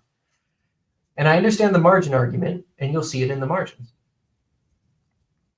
yeah, I don't even think right now I'm worried about like overall. I actually think you gave a really compelling presentation. I really enjoyed it. I thought the slides were awesome. And I love everything about this team. The CEO and everything sounds great, but I still feel like this is getting put in like the, you know, AI is coming a little too quick for me to feel comfortable with this valuation. I don't know, guys. I mean, it's education is such an easy ad for something like Apple or Google to add on to their ecosystem. Actually, You great. said the exact same thing about Apple Pay, and that Apple Pay was going to kill everybody else because they already have the distribution. And we had this argument 2 years ago, and Apple sucked. Yeah, but it still garnered millions of users, and like, But it didn't it's kill still anyone. doing amazingly. But the leaders in fintech are still the leaders in fintech. Yeah, but the fintech TAM's a lot bigger than the language learning TAM. But it's not bigger than the education TAM. So I get that, but first off, their whole way that they make money is through language learning. So if I think about a future where people are wearing Meta glasses or earbuds that are live translating, that is that's not just learning a language. That's like person-to-person interaction. So the idea that I don't know. I see people sink like even Chris from Growth to Value is very bullish on Duolingo because he sunk like 1,400 days on a streak. Seems like such a large wasted time for something that might get done live. I mean, there's not even translators between world leaders anymore. They just have earpieces. Does all the due diligence that you've done on companies, is it a giant waste of time because you've done it every day for the last 1,400 days? No, because you build skills and you enjoy it. The people who use Duolingo like using Duolingo. I get that, but it's harder to, with companies, they need to continue to grow, but also expand margin. It's harder to expand margin while competition is growing at the fastest rate it's ever going to see for Duolingo. No, I agree that that AI is a potential disruptor. But I just don't think anybody has the tools that Duolingo does to take advantage of AI. Even like they have the exact thing that you need in order to make more money with AI by teaching people languages. Yeah, I mean, what's it going to look like, Tanner? Like exactly when people like say, Duolingo. what does AI disruption look like? It's going to look exactly like Duolingo. Okay, I know, but it doesn't have to be owned by Duolingo. Someone's going to come along and they're going to steal Robinhoods, and they're just going to code up Robinhood, and they're going to make it just as gamified, and they're going to have the exact same margins, and it's going to be like they're going to take over Robinhoods. And SoFi too. Because Robinhood is like a pure product company, let's say. It's like saying, well, JP Morgan, if they really wanted to, they can crush Robinhood tomorrow. It's the same argument, right? Yes, but the problem is that with finance, the margins are huge and the TAM is unbelievable. And there are a lot of Robinhood competitors. So there's a lot of Duolingo competitors. I get because I study Duolingo all the time. I get ads for Duolingo competitors all over the place. like constantly. And a bunch of them are like AI startups that use AI to do stuff.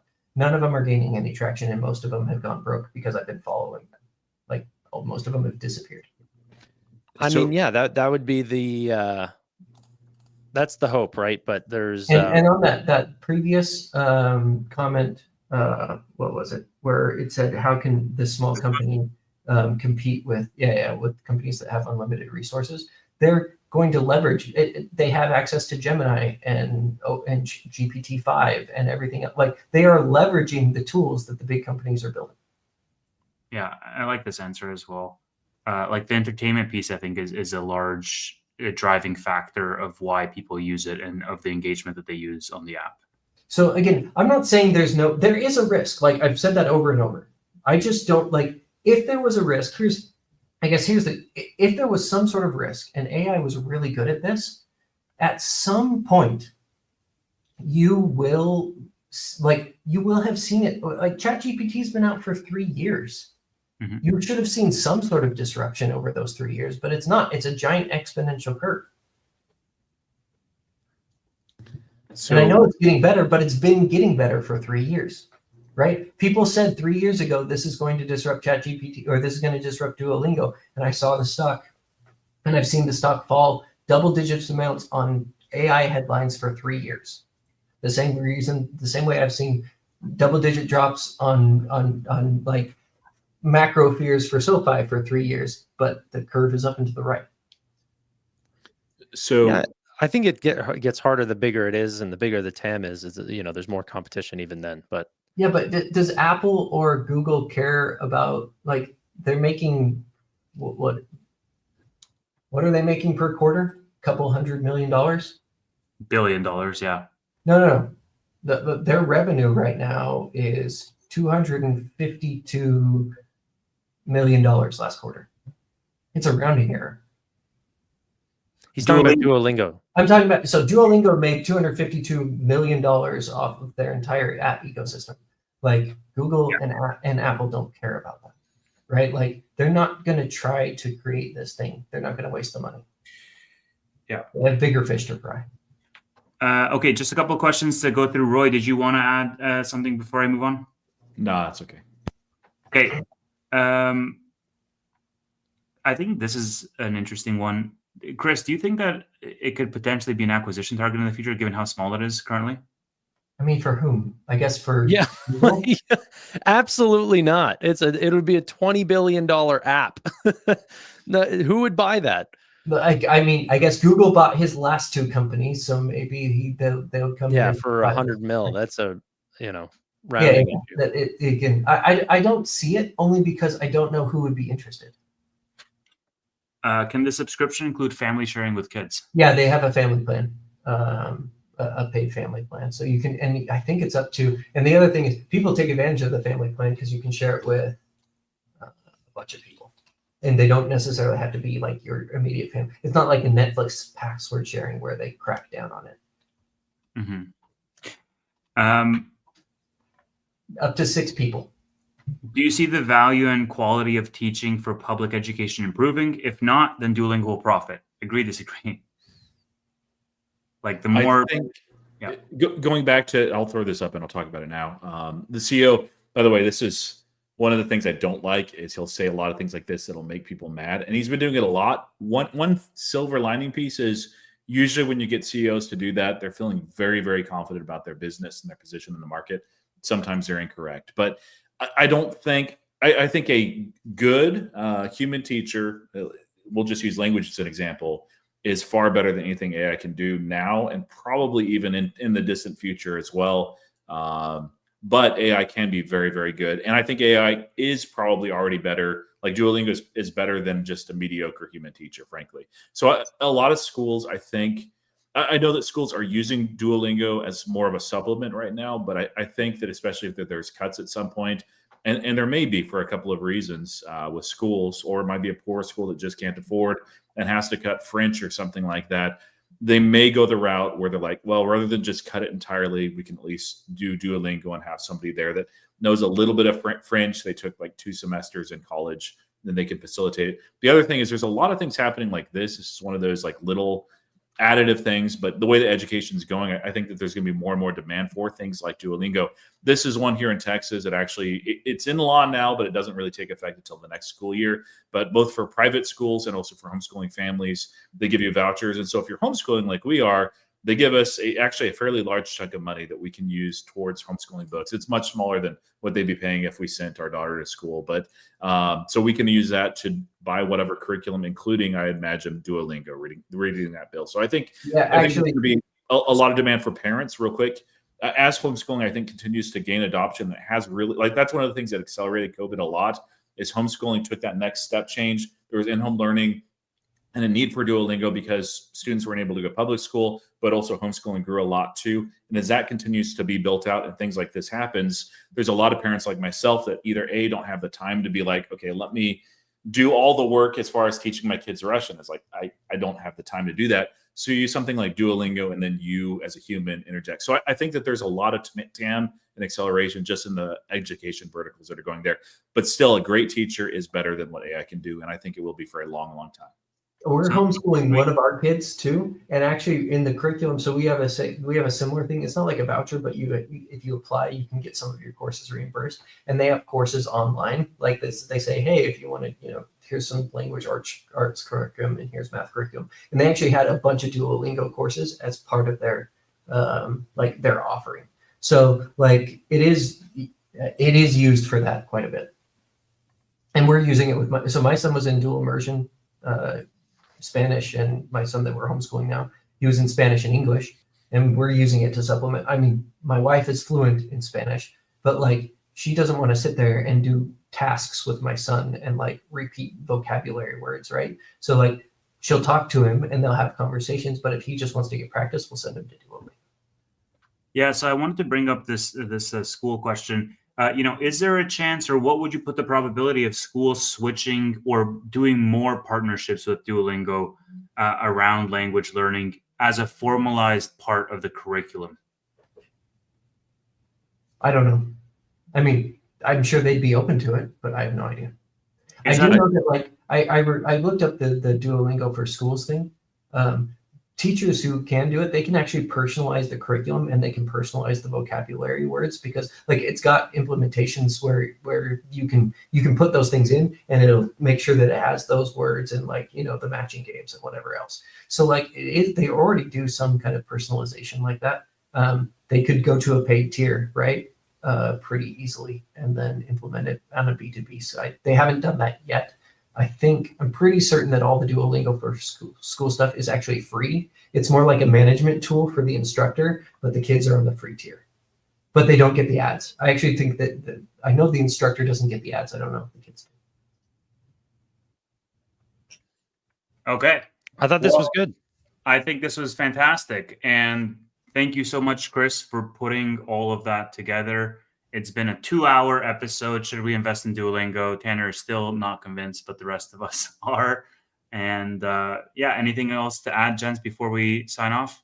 Shout out to the 7 people watching on my channel still. Thanks, guys.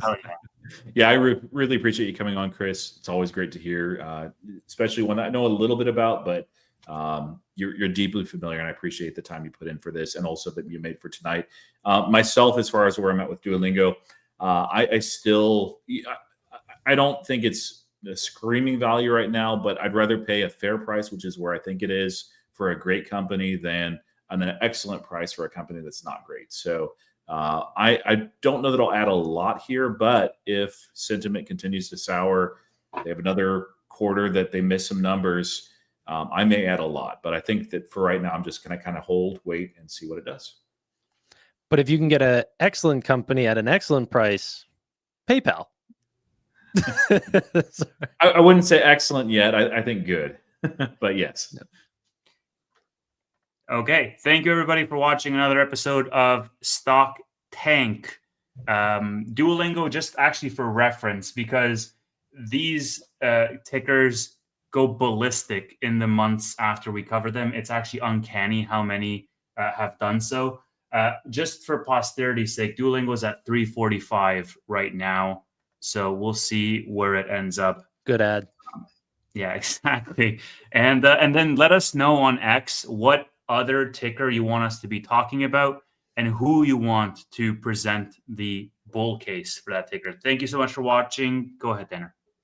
Oh, wait, real quick. Somebody asked about CSPs. There's actually pretty high IV. CSPs are actually a pretty decent play, but since it's a high, like you're putting up, if you sell at the money right now, you have to be putting up 34,000 for 100 shares. Right? We got bingo. Yeah. I showed it, but I didn't say it. So we got bingo a little after the hour mark. Good job. We all win by being here tonight. So thanks for playing, guys. It's been fun. Thank you, everybody. See you on the next episode. Let us know who you want next. Good night.